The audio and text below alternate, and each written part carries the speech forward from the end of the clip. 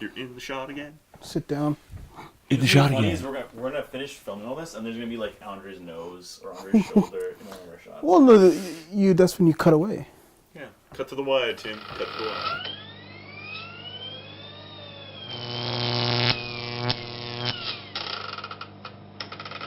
We're back for another episode of Crosstalk. I'm Tim, And I'm Chris. and today we're talking about pivotal moments in film.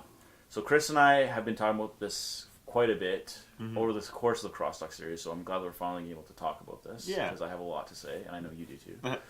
And we brought back Andre because we thought that as a guest speaker, Just a Just guest. a guest. as a guest on our show, He's a guest on our show. They found me on the road. That's what it was. I think he's got an interesting background and some interesting things to maybe say about from maybe even from a technical point of view from certain. Well, we'll get to that in a minute. Yeah, exactly. Thank you. So anyway, so that's why we brought him back. We thought he was good, and we hope you guys get some enjoyment out of his. Yeah, glean some more knowledge from another source. Which is ultimately why we do this. So anyway, so Chris, Yes. I'm going to ask you a question, and the question that I have for you today is, what do you think pivotal moments in film represent? So I think there's a number of ways that a film that can be considered, a film itself can be considered pivotal, or moments in them, whether it's the way it was made, the technology was used. There's certain quotes in a movie. There's scenes of dialogue where their point is maybe something that you don't think has been made before. Memorable scenes. You look at things. Some definitely modern films are bringing more of a CGI element into it. You have maybe some of the first films to use CGI or to use it really well. Things like that. So I think that really lends to what makes film a pivotal moment or a pivotal film in itself. Yeah, so a reason why we would watch a movie, basically. Yeah. So or something that changes the game sometimes too, right? Mm-hmm. So even if the movie, like as an example, we were talking about Planet of the Apes on one of our other episodes, or I was rather, and we were saying how it's a good movie, but there's some flaws with it, right? So even though at the time or even now we could say that there's stuff about it that's not good, but there's something in that movie that makes it worthwhile to watch, right? So that's what we're talking about today. And there's lessons to be learned too, right? Yeah. So you can future directors can glean something from it. You could even give like a Terminator 2 example of broke CGI wide open, and everybody from that point on started heavily using CGI because it matured to a certain point, right? Yeah, absolutely. Yeah.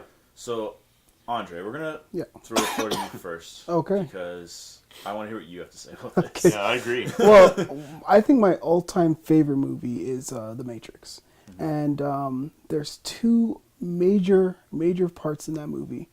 Other than the quotables and all the things about Neo and Keanu Reeves and his acting and stuff like that, but two things as on a technical point, because I do filmmaking and I do video production and stuff like that. The 360 camera view, which is basically you remember Trinity comes up into is caught by was about to be caught by the agents. Basically the first scene, and she gets up into that crow fighting scene, and it does a 360.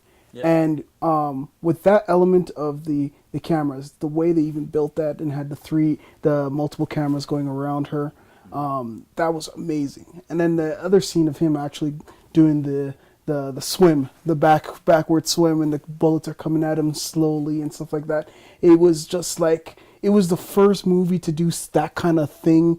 It like with martial arts and like such a big screen, and it really got people's like imaginations to go. People just love that type of movie. Relatively speaking, I feel that is a more current example of Really? Okay, yeah. So let's talk about one of my examples that I thought of, and I wanted to mention a really great movie from the 1970s by a director who I can't help but be smitten with. His name's Woody Allen, and I'm serious. Like, I watch all the movies and I enjoy all of them, and some of them are just like, he's just riffing. He's just telling the same story over and over again. But this is one of his earlier movies called Annie Hall, and it's a really great movie in general, but there's a specific sequence in the movie where they're in a movie theater waiting to go see a film, and they're talking about their personal lives, and Woody Allen's character has this neuroses about people talking about their personal lives in public, and so then he breaks the fourth wall when this couple behind him starts talking about whatever the hell they're talking about, and he actually interjects into their conversation and asks them about their perspective on it. So it's very cerebral, very it's a very interesting concept, which nowadays we see that all the time in film. Yeah. But at that time, Yeah. it was not something that was common in film. Yeah, it's a really good point. Yeah. So crazy. that's, I think, a great example. Which So- is, yeah. Yeah, so I'll kind of jump in with I'll sort of give two examples because I think they're kind of related. First is, and we've talked about this in the past, Pulp Fiction. Yeah. We've maybe talked about it in the past where maybe it's not the best paced film, but how it was shot, and the movies typically are shot out of order, but they're edited in such a way so that you feel like they're progressing through a certain period of time. Right. With Pulp Fiction's case, it's shot and edited and ends up out of order.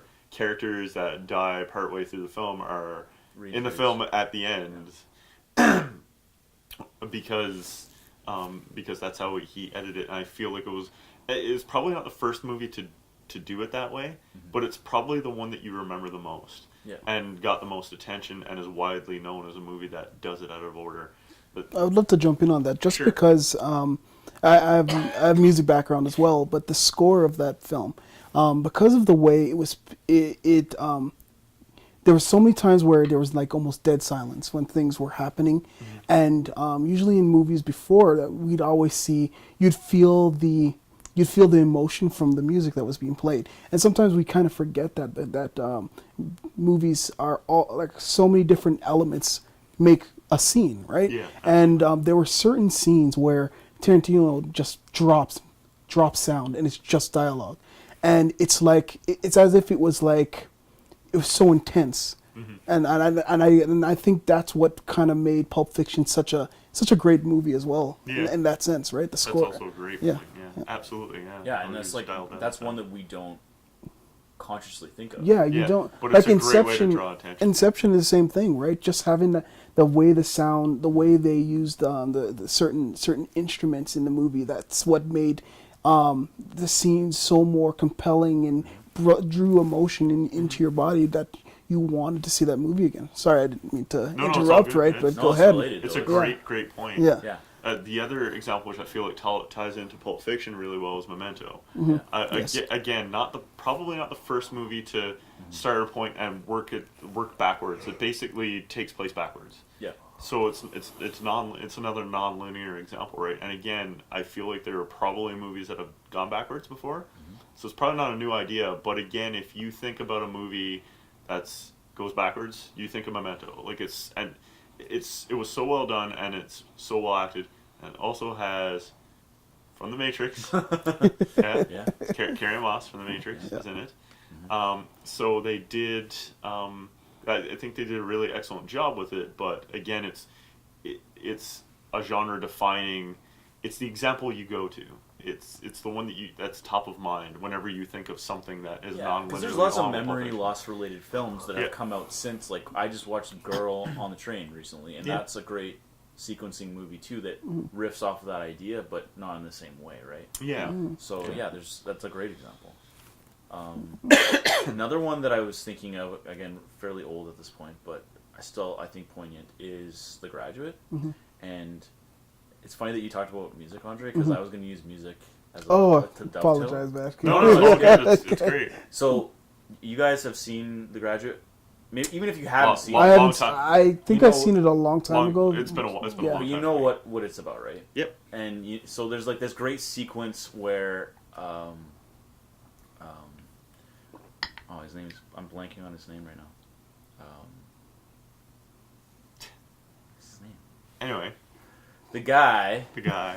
So That there's guy. this Sure. great. So anyway, so there's this great sequence where the lead character is going in to visit this girl, and her mother shows up and gives like this provocative pose with her, raises her leg in the air, and basically like seduces him, right?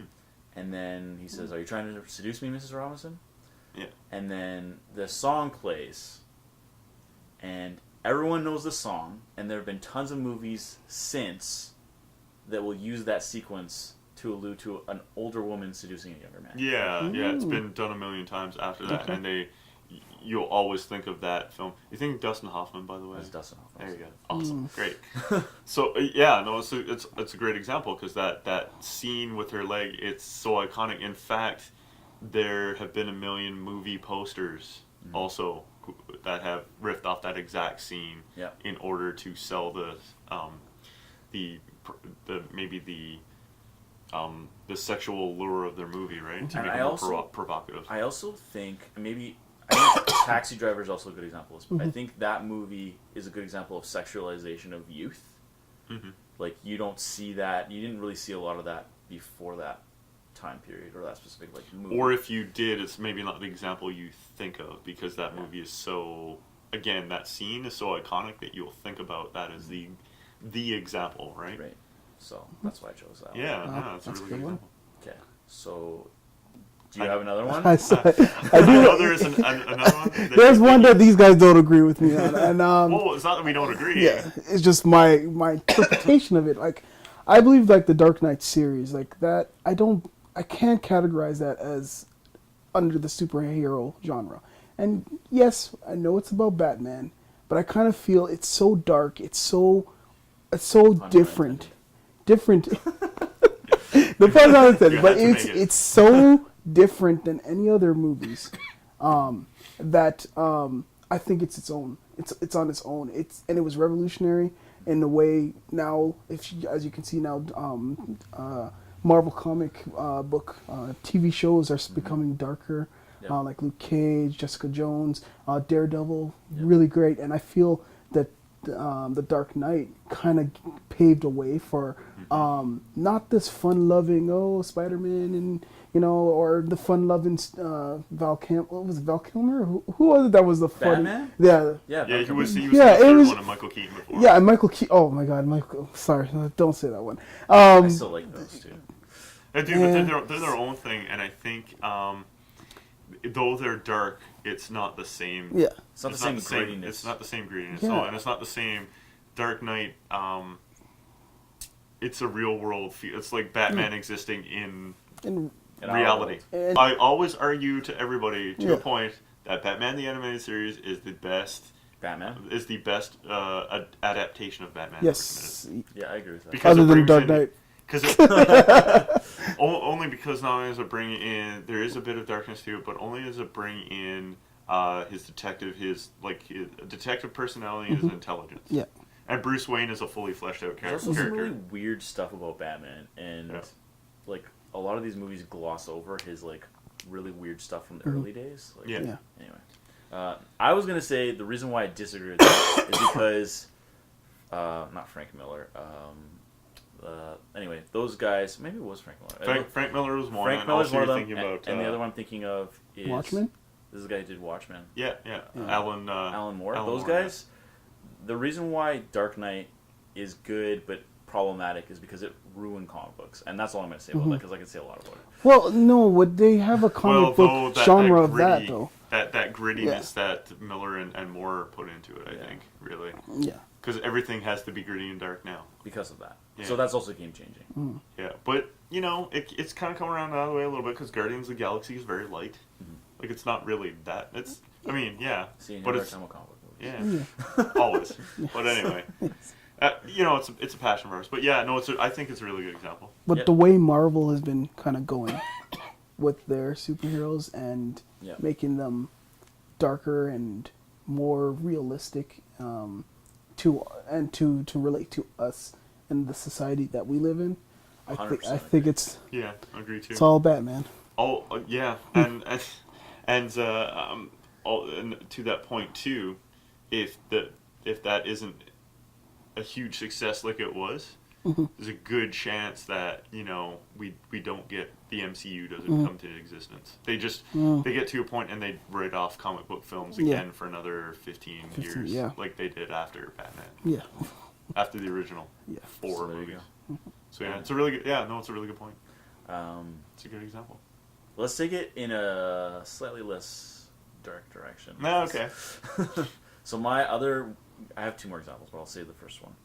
My other example that I think is a really good because it's an 80s movie, and I love movies from the 80s. Back to the Future trilogy. Oh man, I love that trilogy so much, man. Really That good. is. And the reason why I choose it is because it started doing things with like title cards at the end, and it talked about, like, I think it's probably the first example that I can really think of that's about time travel. That, if you seriously think about it, like, how many movies about time travel have come out since then? Like, there's probably a dozen or more. There are lots. I mean, time travel's always been a bit of a staple in film. But really it wasn't. Yeah, exactly. It brought it to the forefront. Yeah. Yeah. So the Back to the Future movies are really good for that because it's a fantasy movie that anyone can enjoy without having to be like, oh, I love sci-fi and I love. Yeah. Something else too that it did that wasn't very common at the time. It shot 2 and 3 back to back. That's right. And that wasn't very common at the time. That's right. They would do sequels several years apart. Wow. And I loved the movie. I think the character of Doc and the character of Marty, right? Yeah. Marty really, like, I'm an 80s baby, but you could really relate to him.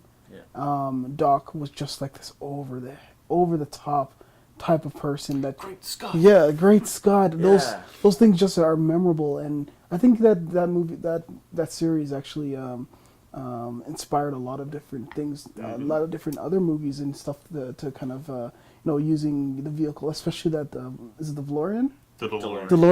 DeLorean. I just love that. Like, every 80s baby knows that DeLorean car, although no one really has one. No one has one because they're not cool. But Not only that, but the second one in particular, when they go to the future, now we have hoverboards. Yeah. Now we have self-lacing Nikes. Yeah. I'm just saying, like, the creative things that came up in the future, we have some of that stuff now because people are like, People are excited about it. People are excited about it, and they saw Back to the Future 2, and was like, can we do this now? It would be really cool. Let's just do it. But what about the flying cars? I'm still waiting for the flying cars, I know, man. right, Come right. on. They have it. It's just not there yet. But so Well, actually, anyway, I did see. Yeah, that's true. So Back to the Future trilogy is really iconic for, and we just listed like 5 different things that it did. So it's Yes. It's a really great example, yeah. 100% agree. Okay, now did you have one more? Because I have one more. No, you go ahead. Man. we're- Go I ahead. think we're both good. I think Maxed we're out. both good. Let's. Okay, so let's the hear it. last one I want to talk about is one that people who like horror movies will appreciate, Okay. and I think Yes, all right. is Alfred Hitchcock's Psycho. Like, oh wow. Okay, so Psycho was a great movie for a number of reasons. First reason, killed its protagonist super early on. Yes. Whoa. Yep. Second reason, it sort of took this idea that people could be murdered in films, like, because there's decent amount of murder, and like it became like a thing. So like a lot of movies that have come since about like slasher movies, those wouldn't exist without Yeah. this movie. Paved the way for a lot of Friday the 13th lovers, Nightmare on Elm Street, Halloween. None of that All that happens. stuff. None of that happens with a Psycho. Yeah. It also used a limited palette so like you weren't looking at color anymore. You were looking at texture and tone, and again, music comes up again. But the music in that movie, or rather the audio in it, was a huge contributing factor to that. So it set a lot of precedents, which became things that happened. Yeah, the score is very iconic. To this day, a horror fan goes to stab somebody fake and goes re, and like, where'd you get it from? Psycho, specifically. And I think So Hitchcock was very revolutionary when it came to his type of movies. Obviously, like you said, using the different textures other than your eyes. Like, if you could feel the fear. And there's no color in it. No color. And there's no color at a time when he could have used color. Yeah. And it wasn't a budgetary. But I think it was more dramatic because of that, Agreed. Yeah. Absolutely. So it wasn't. He, like you said, to your point, engaged all your senses. Really, I mean, maybe not smell, obviously, but definitely with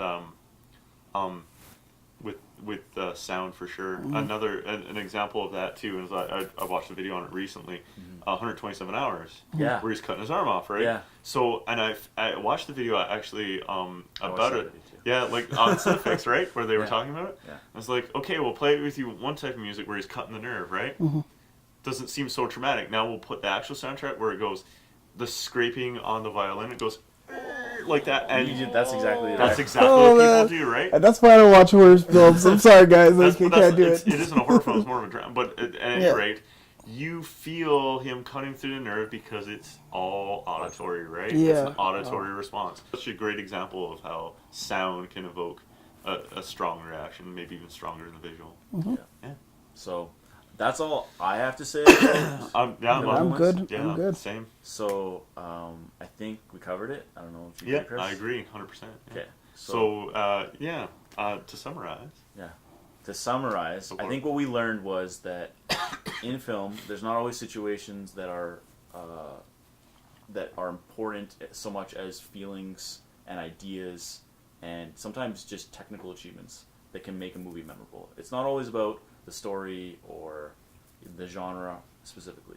There's other attributes that can make a movie memorable. absolutely, yeah. Yep. Yeah. So I think we should wrap it up. Yeah, I think so. So, do you agree with our choices? How do you feel about the auditory? I know that it certainly affects me. Feel free to comment below, like and share the video, or even better, subscribe to the channel. Until next time, I'm Tim, And I'm Chris. and this is Crosstalk.